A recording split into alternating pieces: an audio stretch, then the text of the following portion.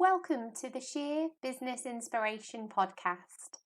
Here you'll find conversations with business leaders, thought leaders, inspiring individuals who make a real difference. We hope you enjoy. Hi, I'm Jo Ferreday and I'm going to be chatting with Dean Seddon for episode 4 of the podcast. Dean is the founder of Maverick, a business growth training and consultancy company for small to medium-sized enterprises. Dean has been delivering trainings for over 100,000 businesses across the globe, and he has helped marketeers, salespeople and business owners grow their revenues. He's really passionate about supporting entrepreneurs, business leaders and organisations to get the maximum out of their marketing and to grow. And him and his team are on a mission to help over 1 million businesses. I'm sure you'll enjoy this episode.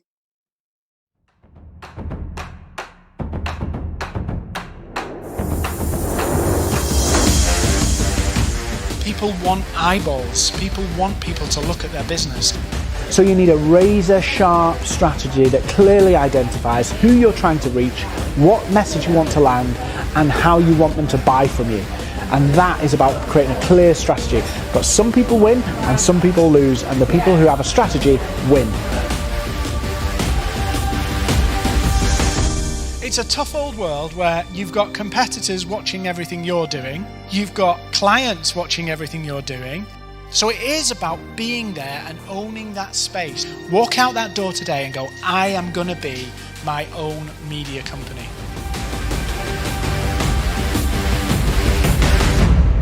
Hi and welcome to episode 3 of the Sheer Business Inspiration podcast.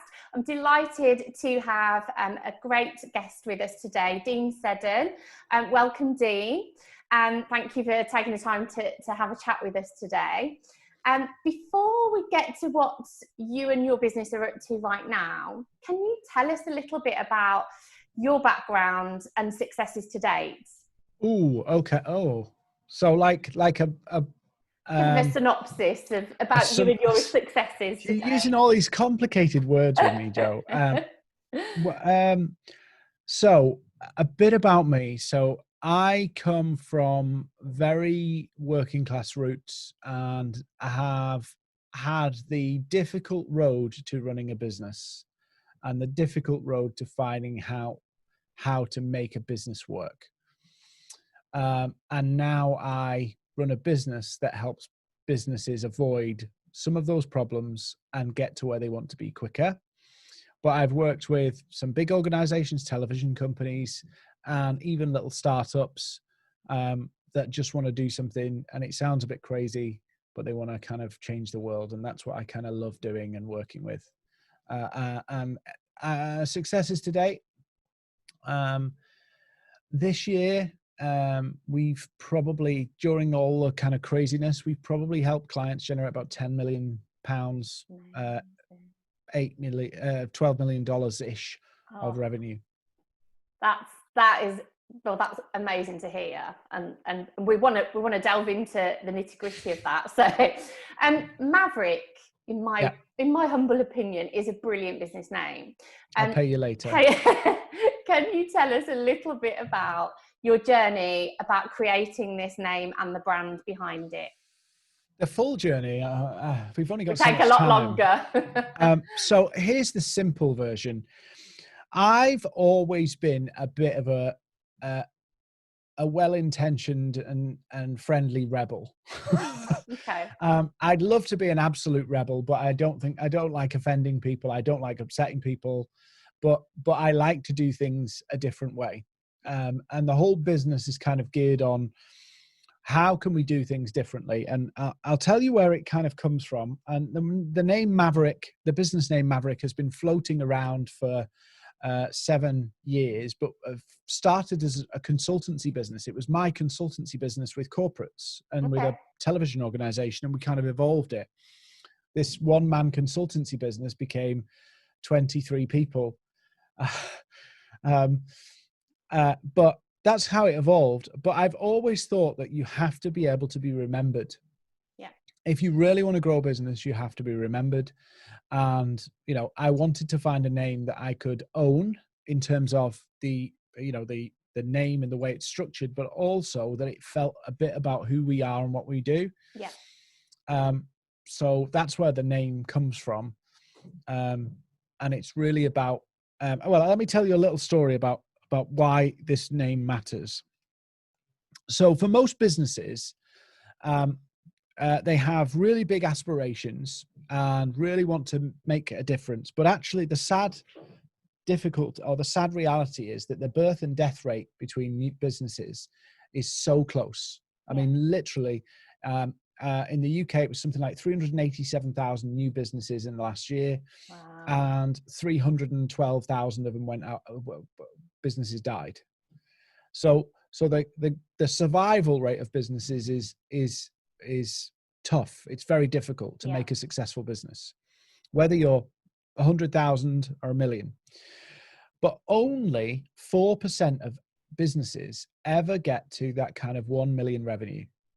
Yeah. And I'm sure some of those businesses, some businesses are set up and they just want to be like a home business. And some businesses start with really huge ambitions that never quite meet it. Yeah. Yeah.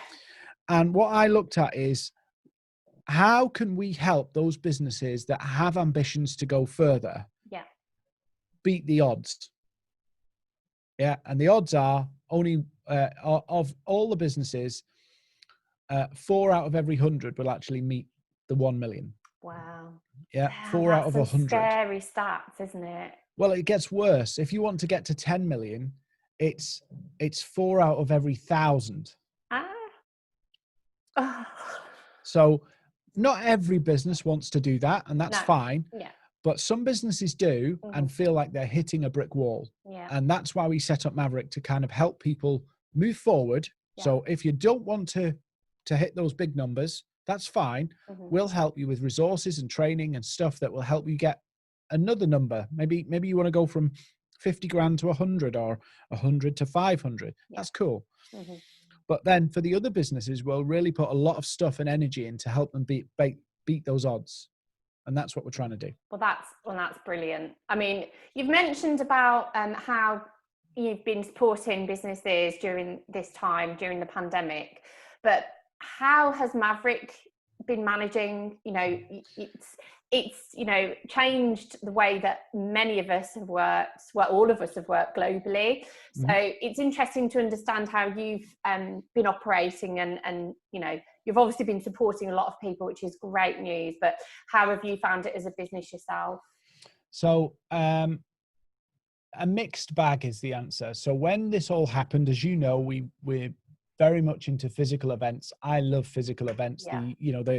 The connection between a crowd and you is you can't get away from. No, you can't, not at all. Yeah. And I still think that they're the moments where we really learn, because that's when the light bulb moments happen. Yeah. So, but that was a big chunk of what we did. So that all halted. Yeah. We cancelled events around the world. We cancelled events or postponed events in the UK. So it was a bit of a mess. So we did all of that, spoke to everybody who'd booked and said, right, we'll let you come when this is all over. Yeah. But we'll also give you free training in the meantime. So we really wanted to, for 2 reasons really. We didn't want to get into the refund situation, because, we've got venues and all this kind of stuff going on. So that was one of the reasons we didn't want to do it. And the second one was, we've got to get through it, and we didn't know what was going to happen and all of that kind of stuff. Yeah. So that was a bit scary. And then we said, well, actually, clients now are more needing support than ever. What are the things that we can offer to them to help them and ease the load? We've got people who write sales copy. We've got people who build video promos. Can we repurpose our skills? And we do this for a small number of clients anyway, but can we repurpose our skills for clients? So that's what we did. And once we got that mobilized and running, actually normal service pretty much resumed. So March, we kind of shut the office and everybody worked from home. We furloughed the event side of the business and all that team. Yeah. And then by June, it was like, we're kind of back to normal. That's, I mean, but that just shows that you have adapted to the change, and you know that's a massive factor, isn't it? I think you have to adapt. If you don't adapt, then you know you're going to fall by the wayside, aren't you? This is what happens in business anyway. Well, it's what happens in human nature. Yeah, we find something that's successful, or we find something we enjoy, and then literally what we do is we just keep repeating it. And the world moves on. And if we, you know, I'm a sucker for crisps, absolute sucker for crisps. But if I go home every night and get a nice big bag of those really posh crisps and I eat them every night, I'll need a winch and a pulley to get me out the house. So what we tend to do is what we think is successful, but that slowly stops working and we get comfortable and we just want that. And what this pandemic's taught me is that you always have to have your innovation plan ready. Always. If something changes, you've got to be ready to change. You've got to have the what ifs, haven't you? Yeah. You've got to have, you know, a plan B, C, D. You've got to have a what if plan, haven't you? Yeah. Brings me on to a question about resilience, because we've all had to, in one way or another, be resilient. I mean, it's a big word, isn't it? But a lot of people during this time are really struggling, either with their mental health, whether it's redundancies, whether it's their businesses falling by the wayside, and they're really struggling to dig deep and find that resilience. So what would you say to them right now? What would you say to give them a bit of hope? And So I've been in the crap. I've been in the crap before, so I know what this is like. And we don't like to admit when we're in the crap. Yeah, we really like to think, oh, no, I'm just push on, or we can't, or some of us think we're doomed. Yeah. So I've had both scenarios where total denial of the problem, and I've also been in the, the world's going to end. And the problem with those things is that actually they create the same issue. You don't actually deal with anything. Yeah. It's just a reaction of, I can't change the problem, so I'm just going to pretend it doesn't happen and keep pushing forward, and the world's going to it's all going to work out fine. And then the other one is, I can't deal with it. I'm just going to lock myself away and hope it goes away. It's the same thing. We're trying to just hope it goes away. Yeah. But what you really have to do is go, this is where we are. This is the reality. And, you know a little bit of our story. A few years ago, we had unpleasant business split, which happens to lots of people. And we had to repurpose our business. This is pre all of this, the Maverick you see today. And it was pretty brutal. It was pretty toxic. And we had to rebuild the business with a head count that was way too heavy for our revenue. And, you know, I'm not from a millionaire family. I don't have millions in the bank. We were literally on our arse, as I would say. Yeah. We were literally one step away from going under. Yeah. Scary times. Yeah. And it was a mess. We just had to go, right, what are we going to do about this? And actually next month we need to find 25,000 quid or we go out of business. And then the next month we need to find 25,000 quid or we go out of business. Yeah. And I've been there and it's terrifying. I've had the unpleasant calls with people we supply us and all that kind of stuff. And it's not nice, but we got time to really think about what's the value we can bring and recovered from it.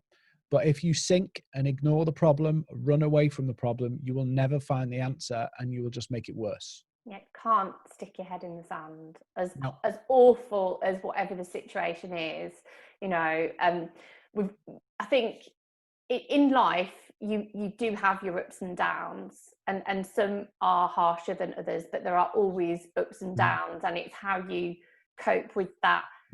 You know, and that's what I mean about resilience, is that, you know, certain things that you've come out of, and you know you can get through that bit. So if you've done that, you can do other things. It's just about asking for help at the right times, yeah. as well, isn't it?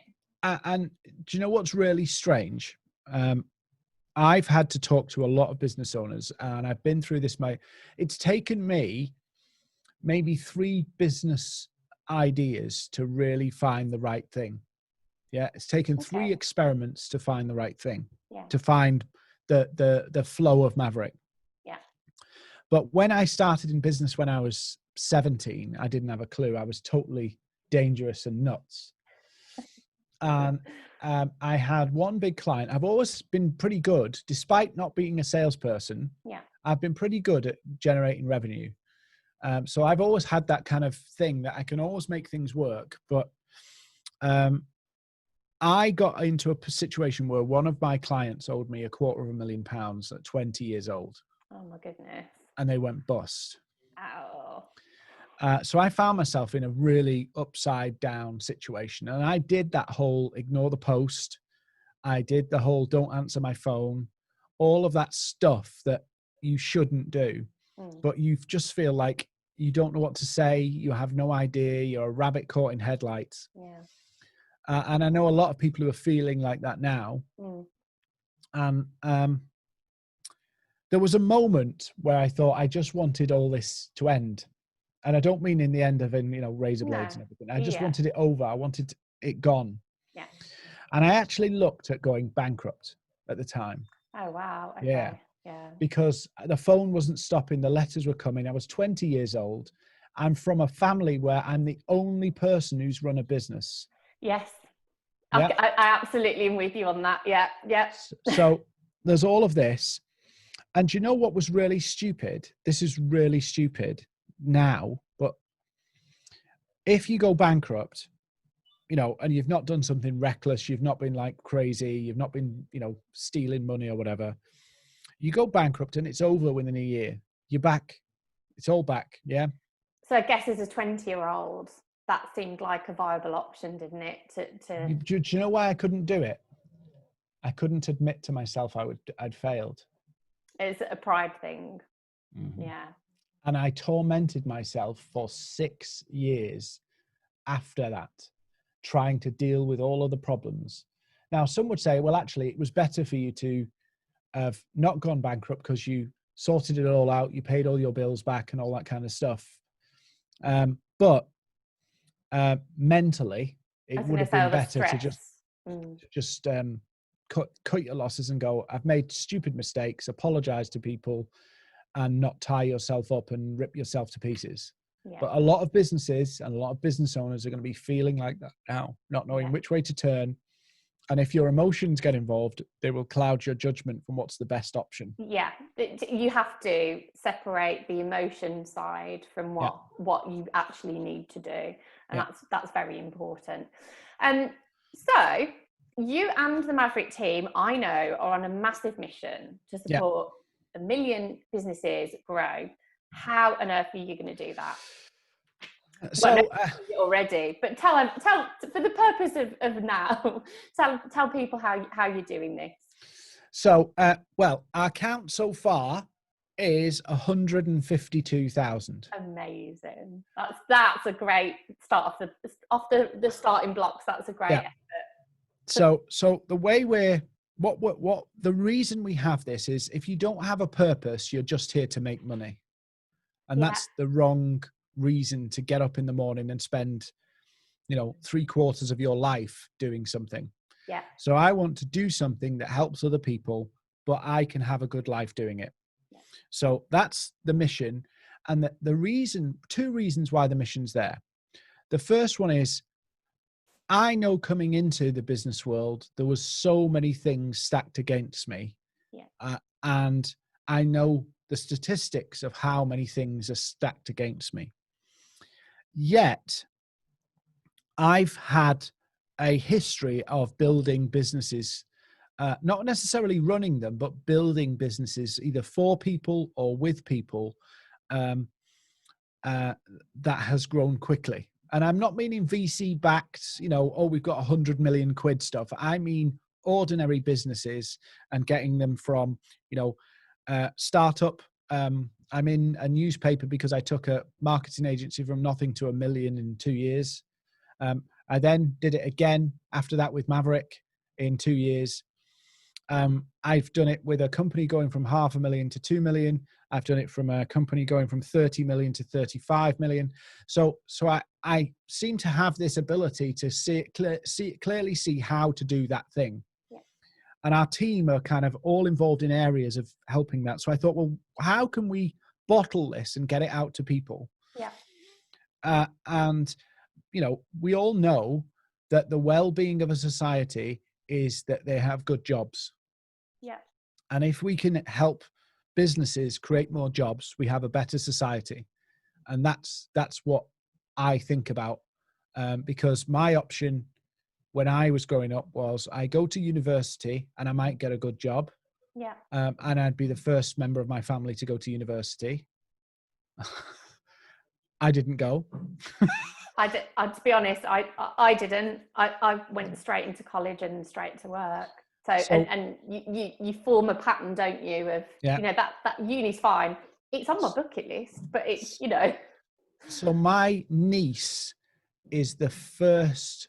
Sorry, my nephew is the first member of our family from my grandparents down to go to university. Amazing. But if I didn't go to university, my chances of a good job are gone. So I could go supermarket, warehouse, and all that kind of stuff. And I thought, I've got to break this. And there's loads of people with good ideas that just don't have the background. You know, if you come from a rich family, you know how this works. You're a bit more in tune with the way the business world works. So you have an advantage. Yeah. I didn't have that advantage. And there's other businesses, people with great ideas, finding that some odds are stacked against them. And if we can help a few of them, we will. That's great. I mean, it's a great thing that you're doing, but I know you all love what you're doing as well. And I think that's such an important thing. If you love the work that you do and it's for a purpose, like you say, not just to make the money, the money isn't the end goal. The end goal is, you know, to achieve and deliver what you set out to, then everything else falls into place, doesn't it? You know, if do you know what I'll be proud of more than anything else? Yeah, you know, naturally, I want to provide for my family. I want to give them a better life than I had. Yeah. You know, and my parents did an amazing job with me. You know, they were fantastic. But I want to be able to have them to have a better future than me. Yeah. In some senses, I want to make sure that they don't have to worry about the things that I had to worry about. You know, that they really have a good thing. So I want that. But actually, I want to, when I die, have made a difference to some people. Yeah. That's for me, the achievement. I'd rather earn minimum wage and do this. Yes. Than earn £1 million, maybe. This is being recorded, as you know. Yeah. Well, I'm just being, you're being honest about how you feel straight and going. Yeah. I would do this day in, day out for minimum wage. Yeah. Over earning, say, 40, 50 grand in another job. Yeah. Because I love it. You love it. That's the thing. If you love what you do, then you don't work, do you? You just you do what you love, and that's it. And my wife frequently tells me, why do I do so many hours in a day? Oh, you see, it's because you love what you do. Yeah. Well, we'll get to those questions in a little while. To delve a little bit more. So, in terms of you as a person, you're obviously very giving, and that's a brilliant thing. And I know that you are an investor with Lend with Care. So, can you tell us a little bit about that? You know, what that means and why you chose to do that. So, Lend, it's playing to where I think, where my focus is and where I feel that I can help. And something that I'm interested in is there's lots of people in developing countries. And what we do is, and I'm not against aid and charitable giving. I've worked with charities, but what we do is we provide aid in terms of, food parcels and all this kind of stuff. And that's great that we do all of that for other countries. Yeah. But really, the only way a developing country stops being a developing country, or a third world country stops being a third world country, if it grows its own wealth. Yes. So Lend with Care is a charity that they work with reputable people in the countries. And what they do is they help people with microfinance.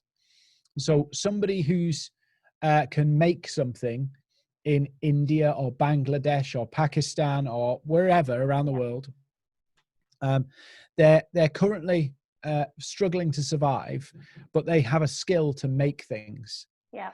So with a little bit of help, they might need some money to buy a sewing machine, or they might need some money to fix a roof, or if they might need some money to fix their car so that they can be a taxi driver or something like that. Yeah. So what we do is we give money to Lend with Care as a loan, and they lend it out to other people at very, very, very low interest. But then what happens is they can get their car going. And then when we get that money back, we give it on to somebody else who can do their business. So the same money is being reused. I was going to say, it's like a recyclable thing. Yeah. Yeah. And that's how the banks make money. And I'm not doing it to make money. I'm just doing it as a way to, no, I don't make money at all, I don't think. Yeah. We just put it all back in. It's every enabling. penny we get, Yeah. So I don't make any money out of it. It's really about recycling the money to get people on their feet and earning an income for themselves. Yeah. And so that's a brilliant thing to do. So, yeah. that's so great. like £500, you can recycle that money through there and help like 5, 6, 7 people start businesses. And then they can look after themselves. Exactly. They can be self-sufficient. And it's about that pride thing, isn't it, we talked about. So you are a Forbes contributor. How did this all come about? And we're delighted that you are, and that's a brilliant thing. But yeah, tell us about that. Do you know what? I don't think they realise what they got themselves into, really. No, I mean, when you're starting to, I have a bee in my bonnet about some things. And I think some of the ways we think about growing businesses and marketing is a bit off. And I thought, well, how can I add to that? How can I, there's a bit of so I've submitted stuff to a lot of the magazines and, the business magazines, and I've been in some of them. And then I had a chat with somebody from Forbes, and they said I could become a contributor. Had to pay them some money to do all the stuff that I have to do. But it wasn't very much. And I thought, well, hang on a minute. If I get a chance to contribute every single month and every single week in terms of the panels, expert panels, it's worth it to just give a different voice. And the thing that bugs me, the thing that really, really bugs me is, and Forbes, if you're listening, this isn't about you, but it's about the other people. It's that's the little caveat, yeah. Yeah. Everybody's talking to tech businesses. It really bugs me about these unicorns and the 500 million funding they've got and all of this. 94% of all the private sector jobs are with small businesses. Yeah. Everybody's ranting about Starbucks not paying tax, while small businesses are really feeling the pain of trying to pay tax. Yeah. It's totally skewed, because if you start a business, the vast majority of business are not going to start tech unicorns. They're not going to start the next Facebook. No. They're not going to start all of that. They're actually going to create something that adds a bit of value in their community. They're actually going to provide a service to another business or to a group of consumers. Yeah. They're not going to start a social media platform that's going to turn over billions and billions and billions. Yet, most of the media, most of the newspapers all talk about them. Yeah, it's true. There's so many brilliant businesses out there that are not tech, like you say, and they do deserve a bit of a lift up, a bit of a helping hand, don't they? So then, I'm with you on that. When you look at the articles, and the good articles, don't get me wrong, if you're a small business that provides, let's say you're a small accountancy firm, you subscribe to these magazines, they will put very little in your way that you can actually use. So I thought, well, if I'm going to do it, why don't I put that angle in? Yeah. Where you can't just invest $1 million in a marketing campaign. You have to go, well, what can we do for nothing? Yeah. What can we do for like 100 quid? What can we do for 1,000 quid? Yeah. And that's the reality that most businesses face. They can't risk big chunks of money on marketing and hope it works. That's just not how it works in reality. Got to be strategic about Yeah. it and look at the best way. So you and your team host some brilliant sessions on YouTube, and you also host some fantastic webinars on Eventbrite. Great courses. I've attended some. They're fantastic. You get the results. So you don't overpromise and underdeliver. You promise and over-deliver, really, in what you guys do. For anyone that's looking to start out, because there's a lot of new businesses that are forming at this time, where would you direct them to first? Like which elements? So they're thinking of starting right now. Yeah. Okay. So what have they got an idea already, or are they just like, literally, I want to start a business and I'm not sure? I'd go with that. I'm not sure, because I think there's a lot of people that are mulling over what on earth to do, and forming a business may be one of those elements, because that's something they can control and that's something that they can physically do for themselves. So I would say they're not quite sure, but they're looking at what options they can look at. Okay. So the first thing I would get them to think about is this going to be just their business, or do they have a bigger plan for it? Yeah. Because the things that they do at the beginning could kneecap their ability to go bigger. Yeah. So do you plan that this is just you're going to run from home and you want the lifestyle of having a bit more time and a bit more flexibility? Yeah. Or do you want to build something with employees and an office and all that kind of stuff? So that's the first thing I would think about, because that will change the way you do things. Yeah. If you're going to build something that's just for yourself, I would look at becoming something very, very specific, like a marketing agency for a marketing consultant for a particular industry, sector, vertical, whatever. Yeah. But if you're looking to build something bigger than just you, I would not niche in any way, shape, or form. I would provide niche services, but not a niche business. Yeah. Because if anything has taught us something now, is you do not lock yourself into one sector because it will bite you in the ass. Yes, it's true. Yeah. And if you want to build a bigger business, you can't just focus in on one sector or vertical. You've got to serve multiple sectors, multiple verticals. So that's the other thing I would think about. It's actually easier to grow a business that is niche in terms of, who to talk to, exactly. And your whole messaging, your website, everything can be tailored around them. But it actually hits you hard and gets you a lot of problems in the long run. If you're trying to build, a multi-person business or anything of any size. So that's the advice I would give. And then the other one is I would look at what are the biggest pains that you can solve for customers. Yeah. You need to think about who your ideal client is and what problems you solve, don't you? So it's the problems rather than the niche that's the most powerful thing, because you can create a service that can solve similar problems across similar sectors. Yeah. And then the niching is actually just the tailoring of the marketing for it, rather than, the fundamentals of the service apply to accountants, lawyers, everybody. Yeah. So we know you host a lot of training on LinkedIn and other social media platforms. So for these new fledgling businesses, which platform would you point them towards first? What would you suggest? It depends who their target client is. So Facebook's good for for consumers and small business owners. LinkedIn's good for small business owners and bigger businesses. Yeah.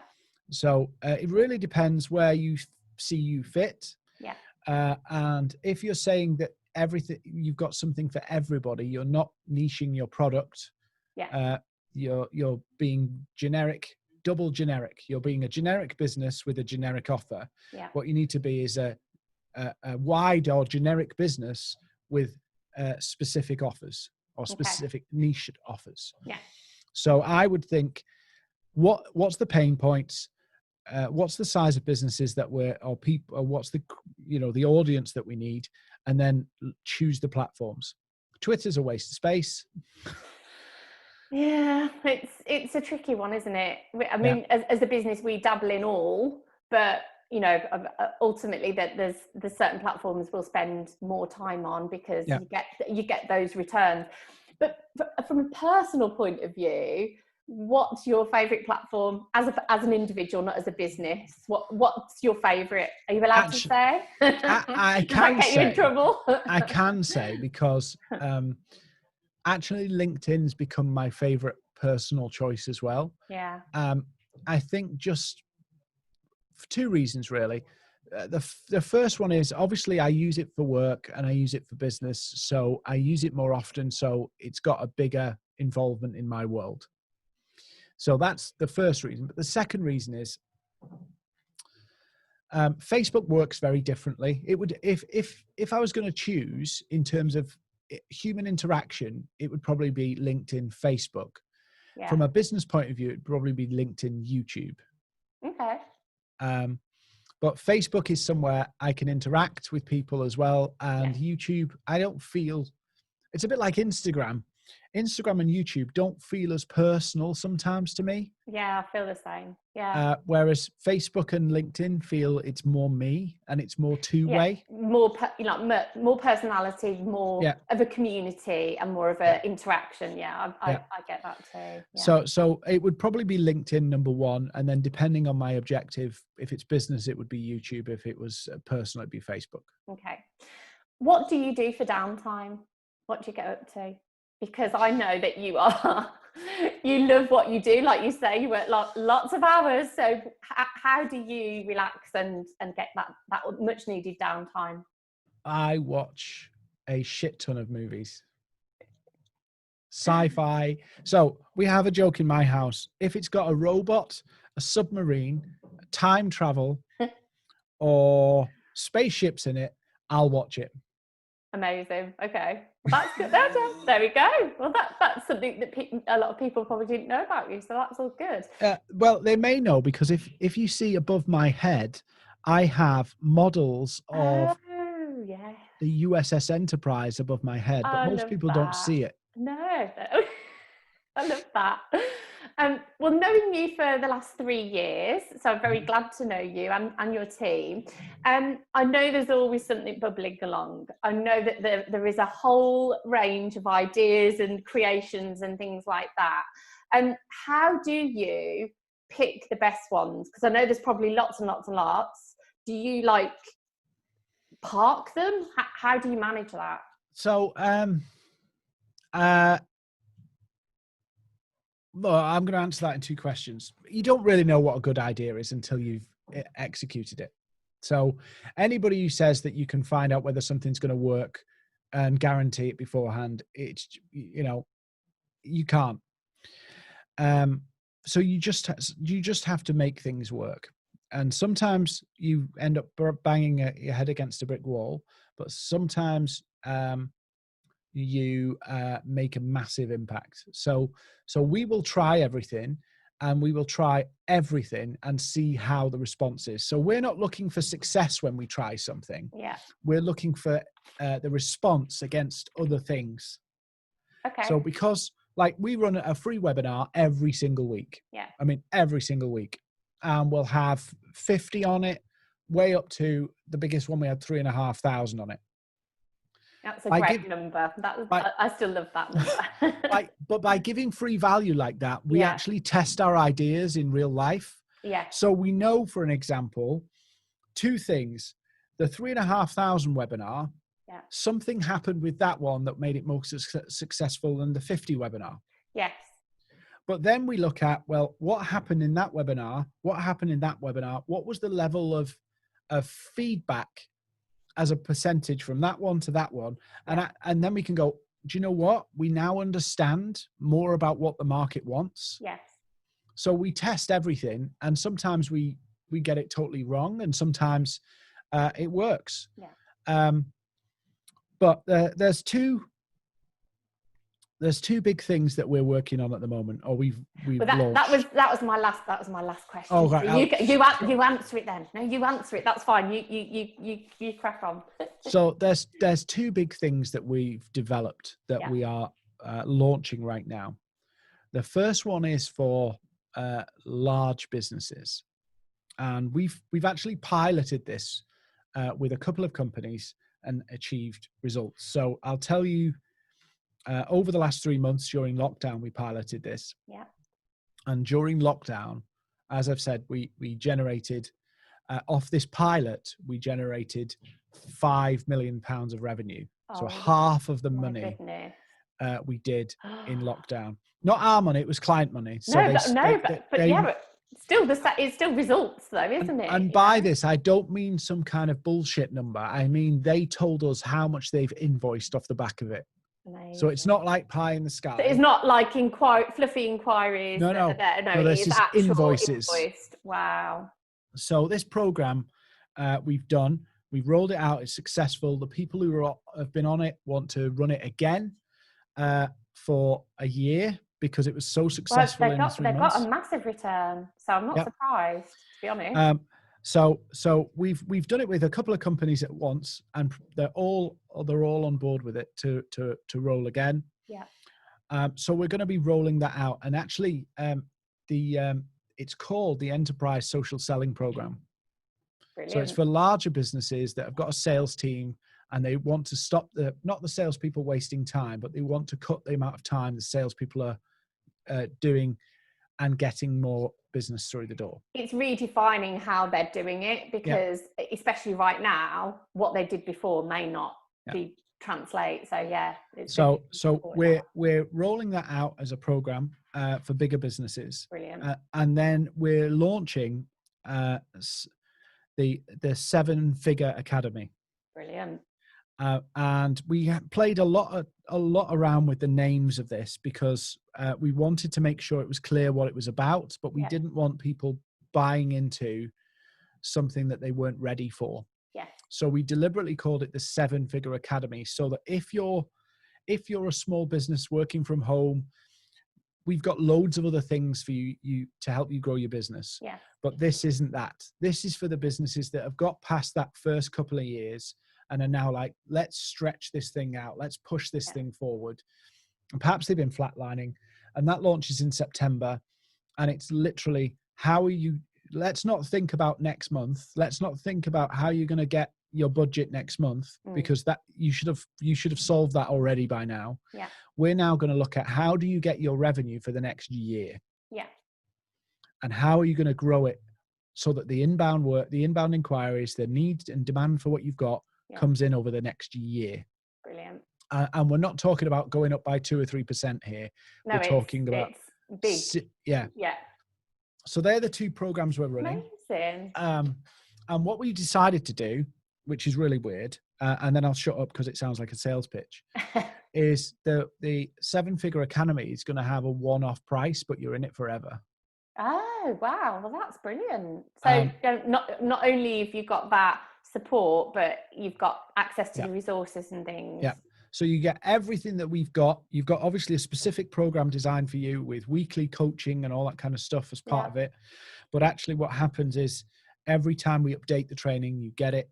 Every time we do another event, you're in. Yeah. You're part of the club. So it's really about making sure that they achieve that number.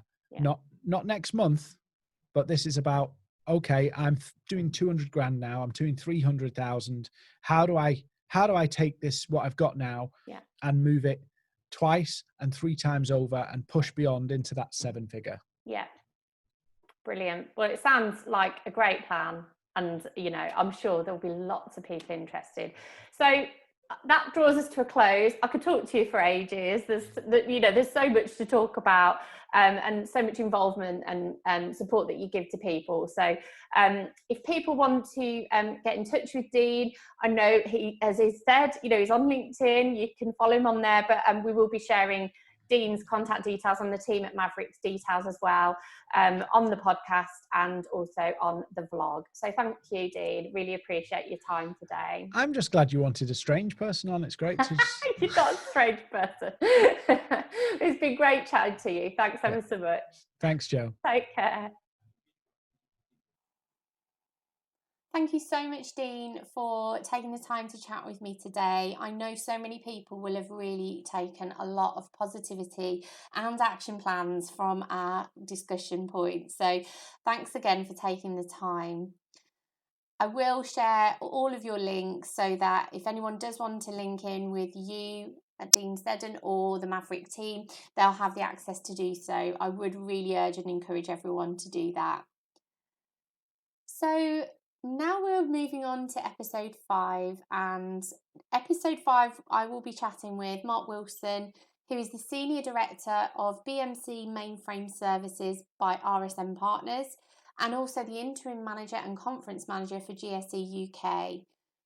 For those who don't know Mark and what he's been up to, he's got a really great positive stories to share and also to discuss his years in business, his advice for those who are starting out and those are trying to push past this recession. So obviously tune in. There's a lot to talk through and Mark's full of positivity and positive encouragement. So we hope you enjoy. Don't forget to follow us on Facebook, Instagram, Twitter, LinkedIn.